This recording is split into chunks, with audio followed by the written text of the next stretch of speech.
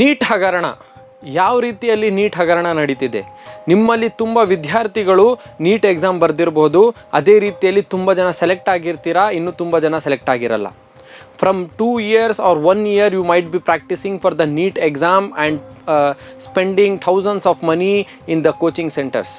But ಏನಾಗಿದೆ ಇದು 2024 ಅಲ್ಲಿ ನಡೆದಿರೋಂತಹ ನೀಟ್ ಎಕ್ಸಾಮ್ಸಲ್ಲಿ ಬಂದಿರೋಂಥದ್ದು ರಿಸಲ್ಟಲ್ಲಿ ನಾವು ನೋಡುವಾಗ 67 ಸ್ಟೂಡೆಂಟ್ಸ್ ಏನಾಗಿದ್ದಾರೆ ಔಟ್ ಆಫ್ ಔಟ್ ತೆಗೆದಿದ್ದಾರೆ. That is 720 out of 720 and rank 1 ಬಂದಿದ್ದಾರೆ. ಇದು ಆ್ಯಕ್ಚುಲಿ ಪಾಸಿಬಲ್ ಇದೆಯಾ? ಅದು ಸ್ಟ್ಯಾಟಿಸ್ಟಿಕ್ಸ್ ಪ್ರಕಾರ ಇದು ನೋಡುವಾಗ ನಮಗೆ ಗೊತ್ತಾಗುತ್ತೆ 0.0001% ಇದು ಸಾಧ್ಯತೆ ಇರುವಂಥದ್ದು ಯಾವುದು 67 ಸ್ಟೂಡೆಂಟ್ಸ್ ಔಟ್ ಆಫ್ ಔಟ್ ಬರಲಿಕ್ಕೆ. ಬಿಕಾಸ್ NTA ನಡೆಸೋಂತಹದ್ದು ನೀಟ್ ಎಕ್ಸಾಮ್ ಎಷ್ಟು ಕಷ್ಟ ಆಗಿರುವಂಥದ್ದೇ ಮತ್ತು ಅದೇ ರೀತಿಯಲ್ಲಿ ಅಷ್ಟು ಟಫು ಕೂಡ ಇರುತ್ತೆ. ಬಟ್ ಇಲ್ಲಿ ನೋಡುವಾಗ ಏನಕ್ಕೆ ಇಷ್ಟು ಜನ ಅಟ್ ಎ ಟೈಮ್ ತೆಗೆದ್ರು. ಆ್ಯಂಡ್ ಈವನ್ ಹರಿಯಾಣ ಎಕ್ಸಾಮ್ ಸೆಂಟ್ರಲ್ಲೂ ಕೂಡ ನಾವು ನೋಡ್ಬೋದು, ಒಂದೇ ಎಕ್ಸಾಮ್ ಸೆಂಟ್ರಲ್ಲಿ 8 ವಿದ್ಯಾರ್ಥಿಗಳು ಔಟ್ ಆಫ್ ಔಟ್ ತೆಗೆದಿದ್ದಾರೆ. ಆ್ಯಂಡ್ ಇನ್ನೊಂದು ಶಾಕಿಂಗ್ ನ್ಯೂಸ್ ಏನಂದರೆ, ನೀಟ್ ಎಕ್ಸಾಮ್ ಪ್ಯಾಟ್ರನ್ ನೀವು ನೋಡುವಾಗ ಒಂದು ರಾಂಗ್ ಕ್ವಶನ್ ನೀವು ಬರೆದ್ರೆ ಅದಕ್ಕೆ ನೆಗೆಟಿವ್ ಮಾರ್ಕಿಂಗ್ ಇರುತ್ತೆ, -1 ಮಾರ್ಕಿಂಗ್ ಇರುತ್ತೆ. If the student is not attending that question, ಅವ್ರಿಗೆ ಆ ಕ್ವಶನ್ 4 ಮಾರ್ಕ್ಸ್ಗೆ ಇರೋದ್ರಿಂದ 4 ಮಾರ್ಕ್ಸ್ ಹೋಗಿರುತ್ತೆ. So total if in case final result ಬರುವಾಗ ಮಾರ್ಕ್ಸ್ ಬರಬೇಕು ಅಂದಾಗ ಎಷ್ಟು ಮಾರ್ಕ್ಸ್ ಬರಬೇಕು ಅಂದರೆ ದಟ್ ಈಸ್ 716 ಮ್ಯಾಕ್ಸಿಮಮ್ ಆರ್ 715 ಬರಬೇಕು. ಇಲ್ಲಿ ಈ ಇಯರಲ್ಲಿ ಶಾಕಿಂಗ್ ನ್ಯೂಸ್ ಏನಂದರೆ 718 ಮತ್ತು 719 ಮಾರ್ಕ್ಸು ಕೂಡ ಈ ಸಲ NTA ಎಕ್ಸಾಮಲ್ಲಿ ಬಂದಿದೆ. ಅದು ಏನಕ್ಕೆ ಅಂತ ಕೇಳಿದಾಗ NTA ಒಂದು ನೋಟಿಫಿಕೇಷನನ್ನು ರಿಲೀಸ್ ಮಾಡ್ತಾರೆ. ಆ ನೋಟಿಫಿಕೇಷನ್ ಅಲ್ಲಿ ಅವರು ಹೇಳ್ತಾರೆ ಏನಂದರೆ, due to lack of the time management, ಆ ಟೈಮನ್ನು ತುಂಬ ಮಕ್ಕಳು ಇದು ಮಾಡಿದ್ರು, ವೇಸ್ಟ್ ಆಯಿತು. ಸೊ ಆ ಟೈಮನ್ನು ನಾವು ರಿಕವರ್ ಮಾಡಲಿಕ್ಕೋಸ್ಕರ ಮಕ್ಕಳನ್ನು ನಾವೇನು ಮಾಡಿದ್ದೀವಿ, ಗ್ರೇಸ್ ಮಾರ್ಕ್ಸ್ ಕೊಟ್ಟಿದ್ದೀವಿ ಅಂತಲೂ ಕೂಡ NTA ಇದು ಮುಖಾಂತರ ಹೇಳುತ್ತೆ.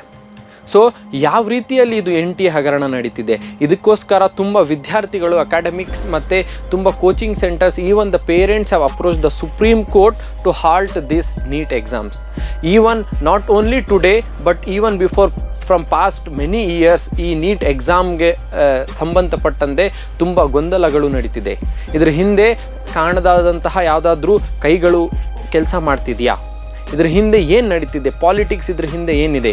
ಅಥವಾ ಇಷ್ಟು ಜನ ಸ್ಟೂಡೆಂಟ್ಸ್ ಅಪಿಯರ್ ಆಗಿರುವಂಥದ್ದು 32 ಲಕ್ಷಗಿಂತ ಜಾಸ್ತಿ ಮಕ್ಕಳು ಏನಾಗಿದ್ದಾರೆ ಈ ಎಕ್ಸಾಮನ್ನು ಅಪಿಯರ್ ಆಗಿದ್ದಾರೆ. ಒಂದು ಎಕ್ಸಾಮ್ ಇದು ಫೀಸ್ ಎಷ್ಟಾಗಿದೆ ಅಂದರೆ 1700 ರೂಪಾಯಿ ಆಗಿದೆ ಒಂದು ಎಕ್ಸಾಮ್ ಇದು ಫೀಸ್. ಸೊ 1700 ರೂಪಾಯಿ ಒಂದು ಸ್ಟೂಡೆಂಟ್ ಪೇ ಮಾಡ್ತಿದ್ದಾರೆ. ಇದೇ ರೀತಿಯಲ್ಲಿ 32 ಲಕ್ಷ ವಿದ್ಯಾರ್ಥಿಗಳು ಈ ಸತಿ ಎಕ್ಸಾಮ್ ಬರೆದಿದ್ದಾರೆ ಅಂದರೆ ನೀವೇ ಲೆಕ್ಕ ಹಾಕಿ ಎಷ್ಟು ಕ್ರೋರ್ಸ್ ಆಫ್ ಮನಿ ಏನು ಮಾಡ್ತಿದೆ ಅಂತ. ಇದ್ರ ಹಿಂದೆ ಏನೆಲ್ಲ ನಡೀತಿದೆ ಅಂತಲೂ ಕೂಡ ನಾವು ಯೋಚನೆ ಮಾಡಬೇಕಾಗುತ್ತದೆ. ಆ್ಯಂಡ್ ಅದೇ ರೀತಿಯಲ್ಲಿ ಮಕ್ಕಳು ಯಾರು ಕಷ್ಟಪಟ್ಟು ಓದಿದ್ದಾರೆ ಮತ್ತು ಅವ್ರಿಗೆ ಅದ್ರ ರಿಸಲ್ಟ್ ಏನಕ್ಕೆ ಸಿಗ್ತಾ ಇಲ್ಲ.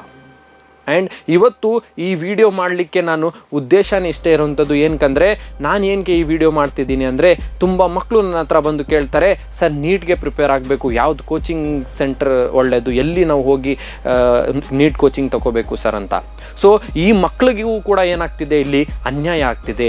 ಯಾವ ಮಕ್ಕಳು ಡೇ ಆ್ಯಂಡ್ ನೈಟ್ ಕೂತ್ಕೊಂಡು ಓದಿ ಔಟ್ ಆಫ್ ಔಟ್ ತೆಗಿಯೋಕ್ಕೆ ಮತ್ತು ಮೆಡಿಕಲ್ ಸ್ಟ್ರೀಮಲ್ಲಿ ಹೋಗಲಿಕ್ಕೆ ಎಷ್ಟು ಎಲ್ಲ ಕಷ್ಟಪಟ್ಟಿದ್ರು ಕೂಡ ಅವ್ರಿಗೆ ಒಂದು ಮೆಡಿಕಲ್ ಸೀಟ್ ಸಿಗಲಿಕ್ಕೆ ಸಾಧ್ಯ ಇಲ್ಲ. ಬಿಕಾಸ್ ನೀಟ್ ಎಕ್ಸಾಮಲ್ಲಿ ಸೆಲೆಕ್ಟ್ ಆಗುವಂಥದ್ದು ಮಕ್ಕಳು ಇಟ್ಸ್ ಅರೌಂಡ್ 10,000 ಅಷ್ಟೇ, 10,000 ಸಮಥಿಂಗ್ ರೌಂಡ್ ಫಿಗರಲ್ಲಿ ಅಷ್ಟು ಮಕ್ಕಳಿಗೆ ಮಾತ್ರ ಏಮ್ಸಲ್ಲಿ ಅಥವಾ ಬೇರೆ ಮೆಡಿಕಲ್ ಕಾಲೇಜಸಲ್ಲಿ ಒಳ್ಳೆ ಮೆಡಿಕಲ್ ಕಾಲೇಜಸಲ್ಲಿ ಸೀಟ್ ಸಿಗುವಂಥದ್ದು. ಸೊ ನಾವಿಲ್ಲಿ ಥಿಂಕ್ ಮಾಡಬೇಕು, ಯೋಚನೆ ಮಾಡಬೇಕು. ಆ್ಯಂಡ್ ನಿಮ್ಮ ಅಭಿಪ್ರಾಯವನ್ನು ಕೂಡ ನೀವು ಇಲ್ಲಿ ತಿಳಿಸ್ಬೇಕು.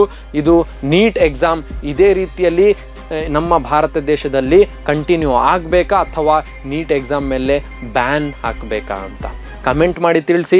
ಇದೇ ರೀತಿಯಲ್ಲಿ ನನ್ನ ವೀಡಿಯೋಸ್ ಇನ್ನೂ ಕೂಡ ನೋಡಿಲ್ಲ ಅಂದರೆ ನನ್ನ ಯೂಟ್ಯೂಬ್ ಚಾನಲನ್ನು ಸಬ್ಸ್ಕ್ರೈಬ್ ಮಾಡಿ. And have a nice day.